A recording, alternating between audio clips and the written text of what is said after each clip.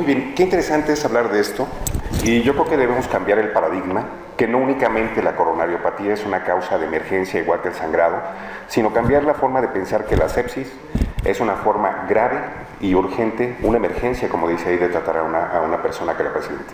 Como vemos, si se presenta la primera disfunción orgánica 4 horas después de haber iniciado, la mortalidad se establece hasta en un 50%. 2 horas después de haber iniciado un proceso con falla orgánica, la primera falla orgánica que se define como sepsis severa, la mortalidad se eleva hasta el 85%. Y si nos llega después de 172 horas, de 200 horas, que muy frecuente pasa con hiperlactatemias de 20, etcétera, ¿qué vamos a esperar de una persona? Creo que es muy importante cambiar el paradigma en sepsis, y yo creo que por eso destinamos este día a hablar de ello. Algunos eventos importantes, puntos importantes de destacar. Vemos ahí Hipócrates, establece en una forma muy románticamente pútrida, hablar del proceso por el cual la carne se pudre, genera aires pantanosos y heridas que supuran. Qué terrible es hablar de esto, no hablar de sepsis. Louis Pasteur, 1822, vean hace cuánto tiempo, en su libro Cazadores de Microbio empezaba a descubrir por primera vez el asesino o el ente contra el cual teníamos que luchar.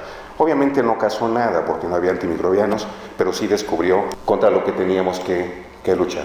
Otro punto muy importante es el tener antimicrobianos importantes. No los antimicrobianos convencionales para tratar como se debe tratar en forma escalonada este problema, sino el surgimiento de este grupo de fármacos que obviamente son mucho más costosos. De los más baratos, un esquema que tenemos aquí, que es el Inesolid, estamos hablando cercano a 8,000 pesos, un tratamiento para 7 días. Pero esto va a ir en forma escalonada y muy concienzuda las pautas para tratar el problema séptico con antimicrobianos. Otro punto muy importante es tener la tecnología de soporte orgánico específico. Esto ha modificado también el tipo de sobrevida y las expectativas que esperamos en una paciente. El soporte orgánico, contar con terapias intensivas, con alto soporte orgánico, soporte respiratorio, como vemos ahí, ventilación convencional, ventilación de alta frecuencia oscilatoria, oxigenación por membrana extracorpórea, soporte orgánico de tipo renal con terapias de reemplazo renal continuo, con prisma, etc. Y soporte cardiohemodinámico con una gran cantidad de bombas de infusión. También ha modificado las expectativas en este grupo de pacientes. Otro punto importante es este: el reconocimiento de que muchos pacientes fallecen a pesar de un adecuado tratamiento y por este grupo multidisciplinario.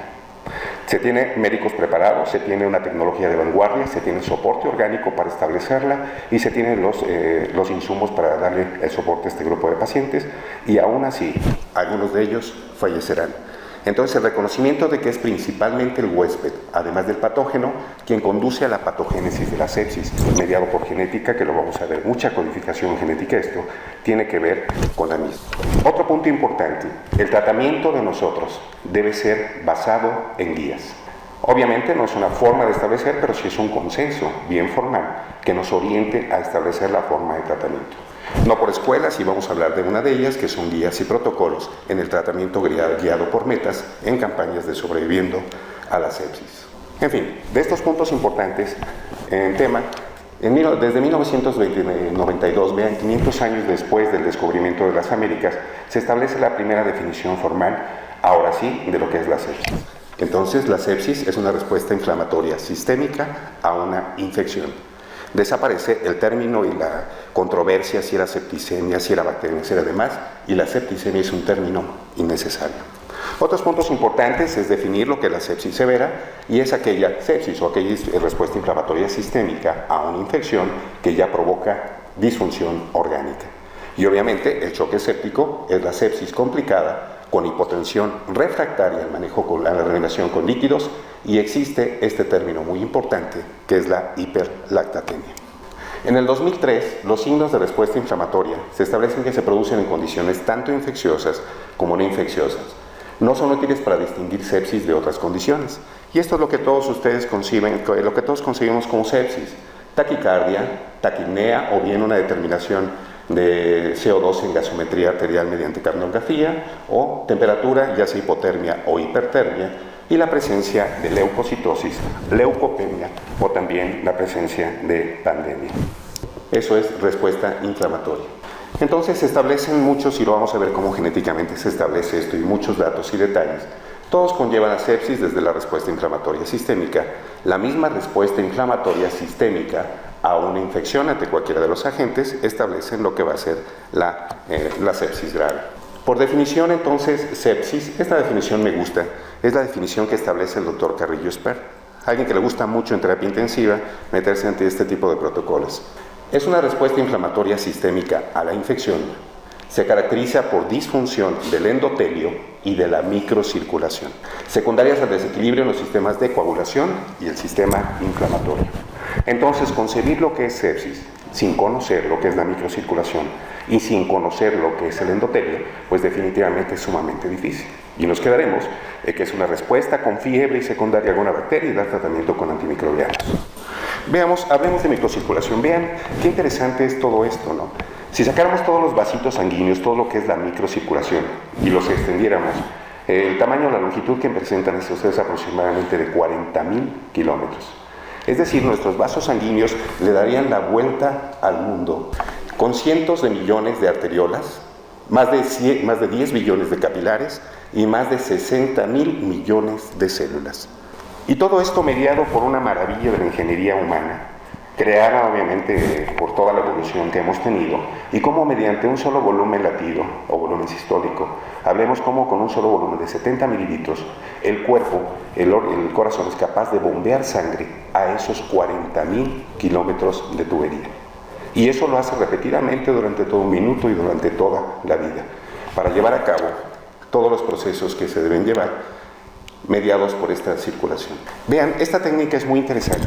Se llama plastinación. No sé si tuvieron la oportunidad de acudir al DF cuando llegó este especialista en este tipo de técnicas alemán y infundía este tipo de coloides o no sé qué sería y pinta totalmente lo que es el lecho capilar y la red capilar y vemos lo importante que es toda la microcirculación en todo el organismo. Cerebro, pulmones, obviamente el mismo corazón que tiene y todos los vasos sanguíneos. Ahora imagínense estos 40.000 kilómetros de todo este tipo de microcirculación sometidos a un proceso inflamatorio. Y la cantidad de mediadores que libera este tipo de maravilla en la ingeniería. Entonces, por definición, la microcirculación es aquella estructura especializada con una organización topológica que tiene la característica de tener menos de 100 micras. Lo suficiente, aquí vemos arteriolas, como pasa una gran cantidad de eritrocitos, y aquí vemos que obviamente son mucho más de 100 micras, y conseguimos que un eritrocito llega a medir hasta 7 micras en su grosor, como es suficiente para que atraviese una arteriola. Funciones importantes, obviamente, la extracción de oxígeno, fenómenos reológicos, en la cual el eritrocito incluso tiene que agacharse y deformarse en un tiempo suficiente en todos los tejidos para llevar a cabo la extracción de oxígeno y todas las funciones que tiene el proceso respiratorio y más que tiene la circulación. Pero en forma funcional, es un sistema que asegura el adecuado suministro de oxígeno basada en demandas metabólicas celulares a nivel de todo el organismo.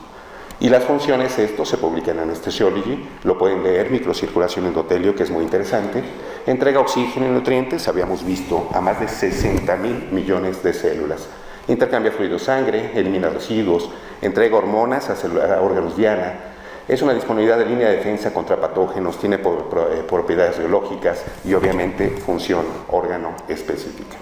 Circulaciones, cómo se afecta la microcirculación en diferentes estados y todas las condiciones que acabamos de mencionar se ven alteradas, no únicamente en el transporte de líquidos, sino las otras 6 funciones que comentaba. El endotelio. Todas estas 60.000 kilómetros de tubería están tapizadas por esas células tan sencillas, un epitelio plano. Y como un epitelio plano tiene una función importantísima, que ya hablamos que la sepsis es disfunción endotelial. Como el endotelio empieza a disfuncionar y todo nuestro organismo sufre todo este tipo de problemas. Células elásticas, epitelio plano simple, unidas por glucoproteínas con uniones gap junction, que son discontinuas. Su núcleo y lo demás sumamente sencillo. Cuando estudiamos el endotelio, ahora sí en su función de ser un recubrimiento simple de vasos sanguíneos, realmente es un órgano funcional. Pasa de ser un epitelio a una glándula que tiene funciones autócrinas. que tiene funciones parácrinas, que en combinación con otras células o con las células vecinas, y que tiene funciones endócrinas. Por la gran ingeniería genética que tiene este tipo de célula, que es una célula muy importante y diana de todos los procesos en este tipo de patologías. Tapiza el epitelio cardiovascular, recubre todo el interior de los vasos sanguíneos, que constituyen su propia pared. En el corazón se llama endocardio. El peso, vean nada más, 1.8, 3.5 kilogramos y la superficie de 1.500 metros cuadrados. Imagínense esta facultad de medicina sujeta a un proceso inflamatorio y saliendo por los pisos de toda ella mediadores inflamatorios. Y establecen cómo la severidad es tan alta para liberar algunos mediadores vasoactivos, mediadores proinflamatorios, mediadores que tienen que ver con factores de agregación plaquetaria, etc. Y van a atacar a todo nuestro organismo y establece que en 4 horas una persona que ya tuvo disfunción orgánica, la primera falla orgánica, fallezca en un 50%. Nuevamente, y yo creo que es parte de este objetivo, es hablar de que la sepsis es una emergencia y hay que reconocerla como tal y hay que tratarla. Y no ver que encontramos un proceso inflamatorio con respuesta severa y que tiene falla renal y me espero 2 meses para decidir el tipo de tratamiento que le voy a dar y el abordaje que le voy a dar. La mortalidad es altísima. Mantiene el tono vascular, sensa y transmite señales, y los puntos en rojo que menciono son parte de los más importantes. Regula la adhesión leucocitaria y plaquetaria, regula la coagulación, la trombosis y la fibrinólisis, y es un mediador de inflamación y de edema, de entre todas las demás funciones que tiene, ¿no? Esta es la célula, es una célula endotelial. Vean las funciones que tiene: acoplamiento a receptores de tirosinquinasa, tiene acoplamiento, están acopladas en su estructura, receptores de canales iónicos, nadoxinasa, la misma bicapa de proteínas, acoplamiento a proteína G, forma caveolas. Esto que es muy importante, como ciertas moléculas que mantienen la integridad en la unión y mediante integrinas llevan a cabo todas las vías que estamos mencionando. Esto parece ser muy aburrido, pero vemos aquí es un poquito denso hablar de este tipo de sustancias, pero como mediante vías de señalización diferente, esta vía es importante, todas estas vías, la vía precalqueína, de óxido nítrico, genes RAS y otras moléculas protoncogénicas, ¿cómo actúan sobre este tipo de señales? Las mismas, la proteína G y caveolas a través de la vía de óxido nítrico y otras vías, la fosfatidilinositol 3K, ASK, estas tienen efecto también en el óxido nítrico. ¿Qué es lo que van a hacer en esta célula importante? Actuar sobre este tipo de sustancias, sobre todo el factor nuclear Kb y esta proteína importante que es la activadora tipo 1, factor de transcripción, para echar a cabo toda la ingeniería mitocondrial de la máquina para codificar la producción de este tipo de sustancias que tenemos aquí. Esto es lo que hace. La principal fuerza que tenemos es esta, la fuerza de cizallamiento. Si han entendido cizallamiento cuando hay cambios hemodinámicos, la misma fuerza hemodinámica, como al golpear el mismo endotelio, que atraviesa de las pequeñas estructuras, que tiene curvaturas, y hay fuerzas de turbulencia o de choque que le pegan, hay flujo tangencial, la misma sangre con ese movimiento golpea ese tipo de células, y más cuando hay alteraciones de estado hiperdinámico inicial, cómo favorecen todo este tipo de mediadores para llegar a presentar. ¿Y qué vimos de la ingeniería? Pues producen todo esto. Aumentan LDL, reactantes de oxígeno, aumentan la captura y síntesis de LDL. Todo este tipo de problemas que tienen degradación de la matriz. Procesos inflamatorios. Todas estas sustancias que vamos a ver, procesos de calcificación, angiogénesis, migración y proliferación, síntesis de matriz reducida, aumentan la trombogenicidad y deterioro en la ateroprotección dependiente de óxido nítrico. Esta es una célula endotelial normal para llegar a una célula endotelial activada. En forma normal, ¿qué pasa? Vean, impermeable a moléculas grandes. Tiene efecto antiinflamatorio. Resistente a adhesión de leucocitos, promueve vasodilatación y resistente a trombosis. Cuando esta se activa, sobre todo por fuerzas de cizallamiento ante un estado hiperdinámico, aumenta la permeabilidad, aumentan citocinas, moléculas de adhesión leucocitaria aumentan, disminuyen moléculas vasodilatadoras y disminuyen moléculas antitrombóticas. A nivel de músculo liso también tiene que ver. Y esa célula pequeña se transforma en esto, ¿no? En un desequilibrio, en una actividad normal de ese endotelio disfuncional. Predispone a inflamación, vasoconstricción e incremento de la permeabilidad vascular. Y son todos los eventos que tenemos en una persona con sepsis. Concebible es muy importante, es tremendamente importante para bloquear esa respuesta inflamatoria. Mucho de esto viene, obviamente, empecemos a hablar de cada uno de los factores que codifican. Y esto es el sistema TH, el sistema de células T helper, vistas en el sistema por los linfocitos T, y está mediado por un sistema TH1 y un sistema TH2. Recordemos a grosso modo y en forma muy académica, TH1 tiene una dominancia de respuesta inflamatoria y el sistema TH2 una dominancia de respuesta antiinflamatoria. Proinflamatoria, mediada sobre todo por las interleuquinas más importantes, que es la interleuquina 1, el factor de necrosis tumoral alfa y el interferón gamma. Y algunas interleuquinas y demás antiinflamatorias, estas que se encuentran aquí. Y la mediación, como tiene. Este es sacado de inmunología del embarazo y tiene que ver, y quiero que lo aprendan, porque a nivel del embarazo hay una disregulación en el sistema TH1, TH2.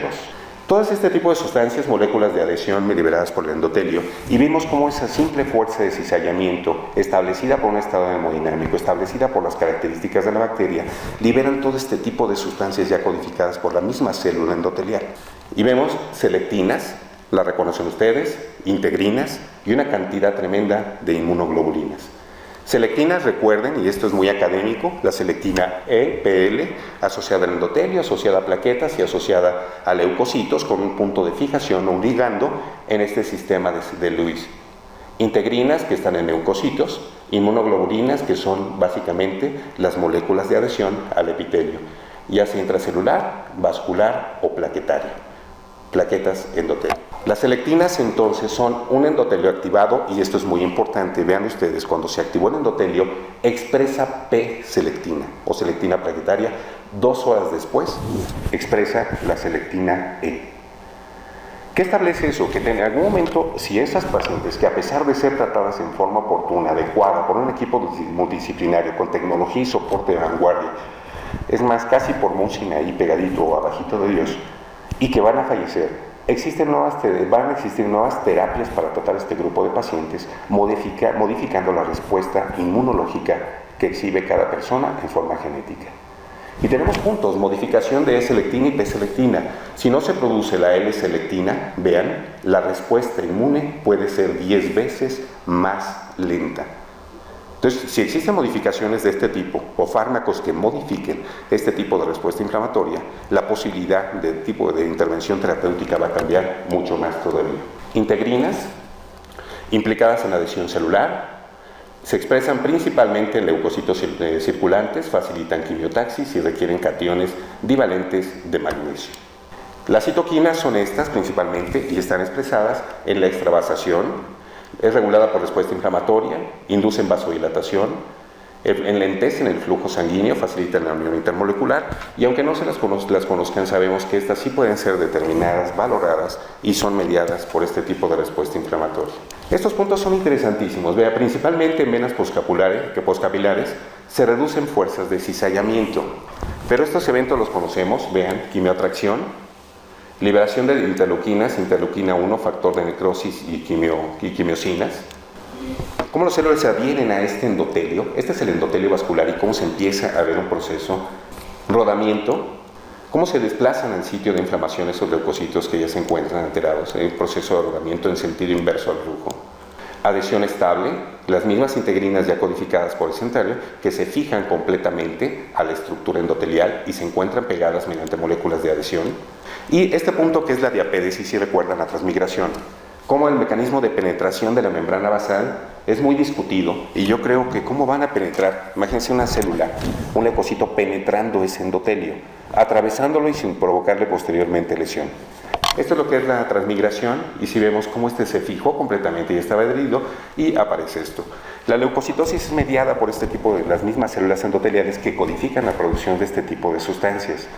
Y hasta el final tenemos, ¿sabe qué? ¿Por qué tenemos leucocitosis en una persona? Obviamente hay un sitio de llamada que es hacia la zona de afectación tisular y después a nivel sistémico. Hay una desmarginalización, como se desmarginalizan, y este tipo de sustancias migran a través de los vasos sanguíneos, se desmarginalizan y pasan a la circulación. Y obviamente la tercera pauta es la producción de nuevo. Pero ¿qué pasa en el embarazo? Este mismo proceso inflamatorio. Les hago 3 preguntas. Primero, ¿el embarazo confiere inmunosupresión general para asegurar la tolerancia al feto? Segunda pregunta, ¿las mujeres embarazadas tienen mayor riesgo de adquirir alguna infección? ¿Las mujeres embarazadas con infecciones tienen mayor riesgo de desarrollar una infección grave? Se mantiene la respuesta T citotóxica feto específico sin pérdida fetal. Hay una adecuada respuesta inmunológica incluso a la vacunación. No hay evidencia epidemiológica de mayor susceptibilidad a infecciones en general, sobre todo de tipo bacteriana y de tipo micótica o parasitaria. Pero sí hay mayor severidad para influenza, severidad, no susceptibilidad, severidad para influenza, hepatitis, herpes simple y malaria.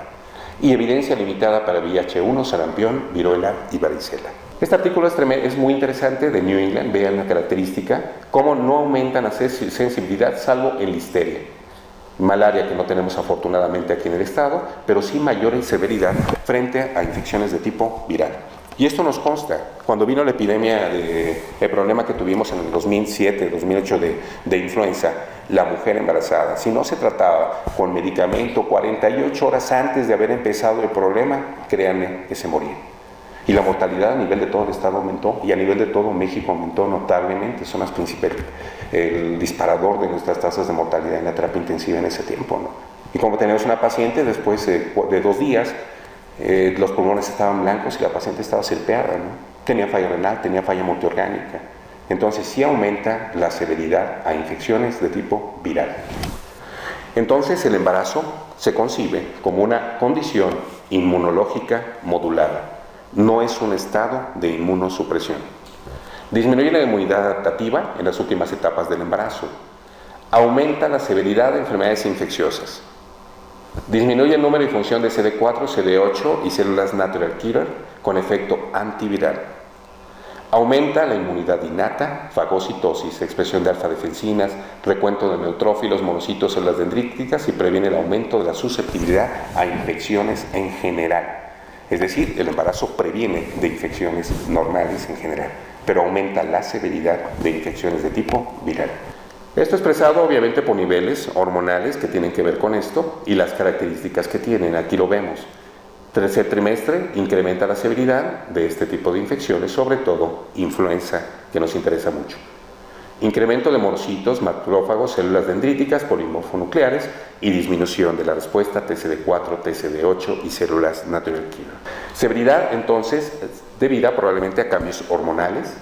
El estradiol mejora la inmunidad humoral y celular, tanto innata como la respuesta adaptativa. Bajas concentraciones promueven respuesta CD4 por más TH1 e inmunidad celular. Altas concentraciones, células CD4 por sistema TH2 e inmunidad humoral. La progesterona puede suprimir la respuesta inmune y alterar el equilibrio TH1-TH2 y a una involución también reversible del timo. La teoría es esta, hay un cambio, y les comentaba cuando veíamos TH1-TH2, de la inmunidad TH1 a TH2, TH1 a TH2 durante el embarazo.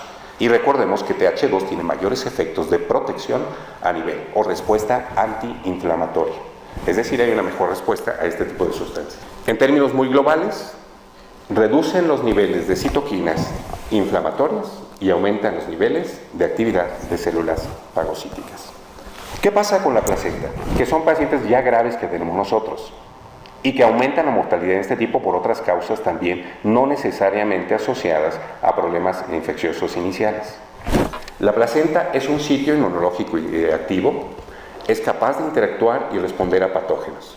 Tiene una producción, es encargada de producir citoquinas inflamatorias, activa el sistema inmunológico de la madre y un mayor daño a la placenta puede generar mayor problema también. Y genera una progresión en el estado séptico.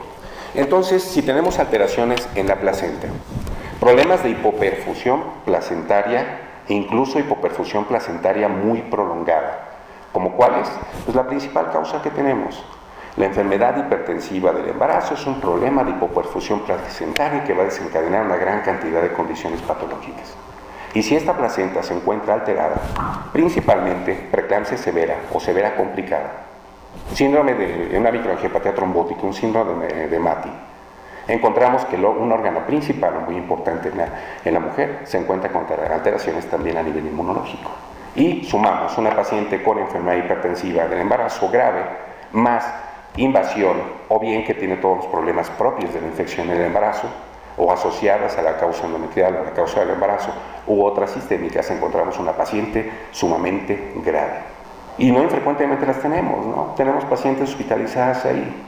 ¿Qué es una paciente con apéndice que tuvo un absceso en la pared, fue operada, se cerró rápidamente, la paciente está sirpeada y está con mayor problema?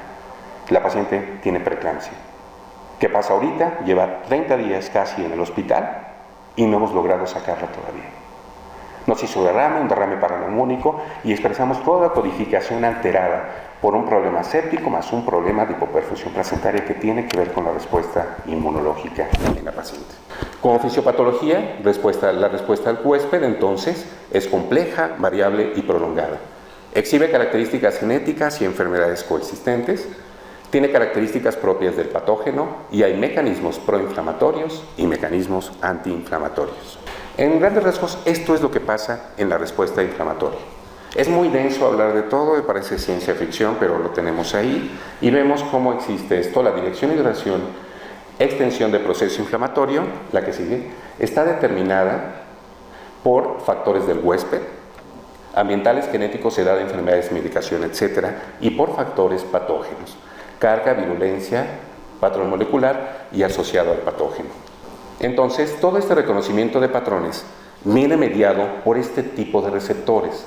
Toll-like receptors, vean receptor C de lectina en el endosoma, inducido por ácido retinoico con este gene. Este tipo de receptores nucleares se le conciben como inflamosomas. Es un término muy interesante. ¿Cómo genéticamente podemos modificar esto? Son llamados inflamosomas, generan una sobreregulación de genes de transcripción inflamatorios e inician la inmunidad de tipo innata. Y como este tipo de inflamosomas en algún momento pueden ser modificados, y van a ver cómo pueden ser modificados genéticamente, al bloquear receptores de alguno de estos tipos de inflamosomas o pertenecientes a la familia de inflamosomas, podemos bloquear la respuesta inflamatoria. Y en algún momento ya no va a ser el Shingrix que desapareció, que en su momento decían que se veía mucho y que era una maravilla, pero sí va a haber otro tipo de fármacos que bloqueen la respuesta inflamatoria. Y va a decir, métele este tipo de medicamento. Ok, le agredió la paciente, me da tiempo para acabar con el tipo de bacteria, con la influencia que tenga, farmacológica, quirúrgica, lo que tenga, y bloqueo la respuesta inflamatoria, que va a ser la que va a matar a la paciente. Estos son los inflamosomas, los 4 receptores que habíamos comentado, y esto que se conocen como alarminas. Los mismos receptores de las moléculas liberados por daño celular, pero no infeccioso. Y encontramos inflamosomas y alarminas, y estamos estableciendo lo que es la respuesta inflamatoria inespecífica, el síndrome de respuesta inflamatoria inespecífica, y lo que es la respuesta séptica. Entonces, la sepsis está mediada genéticamente por la expresión de inflamosomas y SIRS está mediada genéticamente por expresión de alarminas. Una es secundaria al proceso infeccioso y otra a un proceso diferente al infeccioso que agrede al huésped. Cada vez se conciben más factores genéticos. A ustedes, a los muchachos, a los que vienen estudiando, pues ya les va a tocar otro tipo diferente de medicina. Y la medicina genética, expresada en este tipo de sustancias, va a ser la regla de ellos, ¿no? No sé, si en unos 10 años nos van a decir, oye, mira, ¿te acuerdas cómo trataban en la terapia de hormónica preterina a las pacientes? Les metían diaciclina y teniendo este tipo de medicamento, ¿no? Creo que la medicina es en la que más se cometen errores de apreciación. Bien dicen que no hay tantos mitos y errores como los mitos y errores que se conciben en la medicina.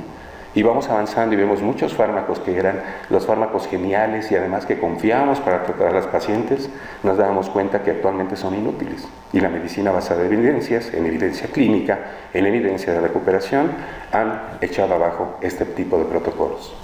Segundo punto, hay alteraciones en la coagulación. Y quien no ha visto que todas nuestras pacientes y pacientes deben de requerir efectivamente medidas para bloquear el factor de coagulación, sobre todo en estado séptico. En forma también en ciencia ficción, esto es lo que pasa. Hay activación de la coagulación vía factor 7. Esta es la célula endotelial. Es la célula simple, pequeñita que estaba ahí, que era un epitelio plano, que sabemos que genéticamente, no sé si vamos a encontrar ya posteriormente alteraciones o endoteliopatía, que definitivamente van a surgir endoteliopatía, va creciendo tanto la medicina, y encontramos todo este tipo de factores y respuestas mediadas. Vean esto, y esto es muy importante, disminuye la proteína C activada. Y tiene que ver con un medicamento. Disminuye la fibrinolisis y aumento de la liberación de PAI del inactivador del plasminógeno tisular tipo 1. Hay atrapamiento de células extracelulares, aquí vemos un trombo, y hay hipoperfusión tisular. Entonces, la microangiopatía asociada al estado séptico es totalmente conocida. Como en el endotelio y en esa pequeña tubería que mide escasas micras, se forman redes de fibrina hasta el final, que es el factor expresión. El factor final es el factor 13A, que es el activador de fibrina, en el cual se forman el estabilizador de fibrina, en el cual se forman verdaderas redes donde se atrapan trombos y forma una CID, una coagulación intravascular diseminada, y más con hipoperfusión tisular. En etapa final, vasodilatación, disminuye la presión, disminuye la deformabilidad o deformabilidad eritrocitaria, hay hipoperfusión tisular, hipoxigenación tisular, y conduce a la falla orgánica. Esto quiero que lo vean a nivel de la célula endotelial, cómo existen disrupciones importantes que favorecen que el líquido se empiece a fugar y se meta al espacio intersticial. Otro punto importante de la sepsis no solo es la trombogenicidad, sino el edema que vemos en todas las pacientes. Y vean toda séptica con las manos hinchadas, la barriga hinchada, y son verdaderos globitos por manejos médicos no tan adecuados. Entonces aparece esta pérdida de la función de barrera, mediada principalmente por este tipo de receptor de proteasa, que es PAR1, particularmente implicado en la sepsis. Este medicamento fue muy importante. Hubo 1000 protocolos para manejar un medicamento que costaba cerca de 10,000 pesos, tal vez un poquito más de 10,000 pesos, y que fue la octava maravilla del planeta, y que disminúa, y si no se le ponía a la paciente con sepsis, éramos arduamente criticados en todo lo que es el sector médico. No utilizaste shilizuna, no utilizaste el otrecogin F2 alfa activado o la proteína C activada. El efecto que tenía era un efecto protector de la proteína C activada en modelos animales, con sepsis dependiendo de su capacidad para activar la sustancia anterior, el PAR1, y no por propiedades anticoagulantes, es decir, bloqueaba la respuesta inflamatoria. Pero ¿qué teníamos en esta persona? Incrementaba el sangrado, y tenemos personas con sangrados con mayor tipo de problema. Si había CID, le aumentábamos el sangrado, la mortalidad era expresada. Muchos medicamentos han cambiado este tipo de situaciones, y creo que el tipo de farmacoeconomía que tenemos obliga a que algunos en la medicina de sacar medicamentos de patente obligan al médico a utilizar este tipo de fármacos. No se usa el Shigri, desapareció. ¿Qué pasa con esto? Vean, este es el punto importante. Hay una pérdida de la función de barrera endotelial, vasodilatación, hipotensión y disminución de la permeabilidad de eritrocitos. Todo esto conlleva a la disminución de caderina asociada al endotelio vascular, con pérdida de neuronas densas, disminuye proteína C activada y aumenta trombina, y todo esto genera, ven, este tipo de correceptores y proteasas y todo, que conllevan a la muerte celular. Actualmente, necroptosis. Apoptosis, como corolario, es la muerte celular programada, con todas las caspasas y acarreadores de la muerte, pero la necroptosis es aquella muerte asociada a un proceso de tipo inflamatorio. Entonces, encontrar hinchazón, edema tisular. Oye, está un poquito inflamada, y sacamos algunos índices. ¿Cuál es el índice de presión? La presión coloidosmótica que tiene. Baja la presión coloidosmótica, disminuye la presión de perfusión, aparecen problemas de hinchazón en la paciente. La presión efectiva de filtración está disminuida y la paciente se hincha. Y sacamos indicadores, el índice de briones y índice de más, sobre todo en la paciente con preeclampsia, y tenemos un edema. Está un poquito hinchada, mete diurético, mete esto. El edema es un traductor de una disfunción endotelial severa. Esto es muy interesante, véanlo aquí. La acumulación de líquido deteriora la función orgánica. Cuando hay edema intersticial, aumenta la distancia para que se difunda el oxígeno. Compromete la perfusión microvascular con aumento de la presión. El edema intersticial en sepsis sugiere disfunción endotelial. La recuperación del shock séptico se relaciona con diuresis espontánea, reducción del edema, y es consistente en la restauración de la integridad vascular. Cuando la paciente se empieza a deshinchar, la paciente se empieza a recuperar. Y esto es lo que pasa. Esta es la estructura de un endotelio, la unión de una celulita pequeña con la otra, con ese gap junction, cómo se empiezan a perder. Y esta que era la cadenina asociada al endotelio vascular, que es muy interesante, es esta, está pegando una con otra. Y tiene acoplamiento de este tipo de sustancias, que son las cateninas, cómo se disrumpen totalmente y favorecen que haya fuga de líquido, como expresión no de presión coloidosmótica ni de presión hidrostática, sino de lesión propia del endotelio. Obviamente aparece daño al citoesqueleto y aparece el edema. Mediadores a este nivel, vean, ¿sí? Con receptor ROBO4 evita la disociación de becadrina. Y vean qué se ha implicado en esto, y no solamente ciencia ficción ya. SLIT es la proteína de señalización. Disminuye importantemente la mortalidad cuando se les ha aplicado a este grupo de pacientes con estado séptico. Que ya existe en forma genética un SLIT recombinante que atenúa la permeabilidad endotelial. Y créanme que si está en fase 3 ahorita este medicamento, no tarda unos años en que tengamos SLIT recombinante. Y a los pacientes, en lugar de ponerle Shigris, les vamos a poner SLIT recombinante. Pacientes sépticas o con cualquier tipo de disfunción endotelial, que las pongan en condiciones graves. O bien, actuar sobre la caderina asociada al endotelio vascular y vamos a decir, ya tienes un estabilizante de caderina asociado al endotelio vascular. Y pónganle nombre, esto va a surgir, créanme, no tarda mucho tiempo en surgir. Son estudios que están en fase de investigación, ya van en fase 3, fase 4 pegándole, ¿no? Regulación neuroendocrina, cómo nuestro estado inmunológico tiene que ver y la respuesta inmunológica con el sistema neurológico y con nuestro sistema de suprarrenales. Los pacientes que sobreviven a la sepsis y permanecen en UCI tienen inmunosupresión prolongada. Esto es lo que pasa, vean. Regulación neuroendocrina, cerebro, nervio vago hasta llegar a la producción de catecolaminas, eje hipotálamo, hipófisis suprarrenal, producen catecolaminas y inmunosuprimen, mayor susceptibilidad de infecciones de tipo bacteriana y en un momento que era una protección, la cambian y hace un proceso que va a facilitar el desarrollo de infecciones. El uso de medicamentos de tipo corticoides tiene una selectividad muy importante en el paciente séptico. Las campañas de sobreviviendo a la sepsis dicen cuánto le tienes que poner de hidrocortisona y no le pongas 100 cada 8, ni no pone una bomba, ¿no? Ponle hidrocortisona 500 y al otro día 500, o nos tocó a todos nosotros. Y no manejamos hidrocortisona, manéjale dexametasona, manéjale cualquier esteroide y lo ponemos a dosis altísima.